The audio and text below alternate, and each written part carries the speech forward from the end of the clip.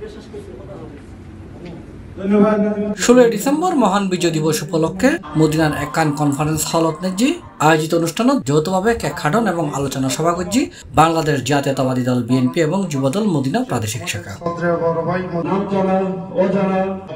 Medina বিএনপির যুগ্ম আহ্বায়ক আলী হোসেন আমিনুর সভাপতিত্বে ও আইয়ুব বাচ্চুর পরিচালনায় অনুষ্ঠানত প্রধান অতিথি আছিল মদিনা বিএনপির সদস্য সচিব আব্দুল মান্নান। এর বিশেষ অতিথি আছিল আবুল কালাম নাসিরউদ্দিন লিটন। আরা সাতগাইয়া হওয়া আরা 1971 সালের মধ্যে 16 ডিসেম্বর আরা দেশ পাকিস্তানের তুন আরা আলাগ করে ফেলাইলাম। 30 লক্ষ মানুষ মারা যাওয়ার পরে আরা এই বাংলাদেশ স্বাধীন অর্জন করে দিলাম, কিন্তু আরা স্বাধীনতা ভোগ করি না পারি। এই ফেসিস হাসিনা এই দেশের মানুষের স্বাধীনতা খর্ব করিয়ে ভারতের মদত সুস্থ সরকার গত 5 আগস্ট এই ফেসিস হাসিনা এই স্বৈরাচারিণী হাসিনা আরা দেশতুন ফলাইয়ের ভারতত গিয়ে যার ফলে এই বছর আরা নতুন করিয়ে স্বাধীনতা উদযাপন করি এবং একখান স্বাধীনতা না আরা দুজন স্বাধীনতা করে উদযাপন করি।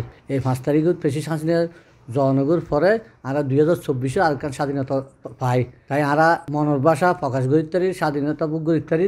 এখন আরা মনের ভাব প্রকাশ করি ইয়ান লেবলি আরা এই শহীদ রক্তের এবং 2000 উদ্দেশ্য ছাত্র হত্যা করিয়ে তারা আরা রুহের মাগফিরাত কামনা করি এবং আল্লাহ তাদেরকে জান্নাত নসিব করে।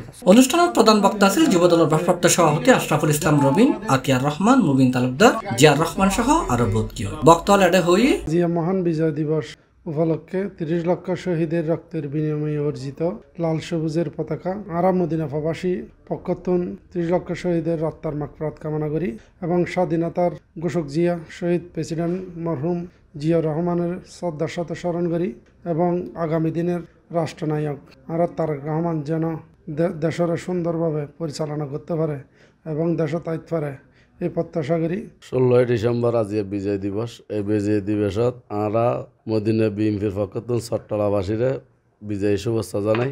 আরার এই বিজয় এবার বহুত গুরুত্বপূর্ণ বিজয়। এই বিজয় হলে আরার 5 আগস্টের পর হলে আরা সর্বপ্রথম বাক শক্তিমুক্ত এক বিজয়। এই বিজয় শহীদের প্রতি শ্রদ্ধা জানাই। 1971 সালে যারা শহীদ হয়ে যারা 5 আগস্টের পূর্বে যারা ছাত্র জনতার আন্দোলনের শহীদ হয়ে বেগুনের রহম মাগফিরাত করি। পরে কেক কাটিয়ে বিজয় দিবস অনুষ্ঠানের সমাপ্তি ঘোষণা করা হয়। C+ TV Chittagong.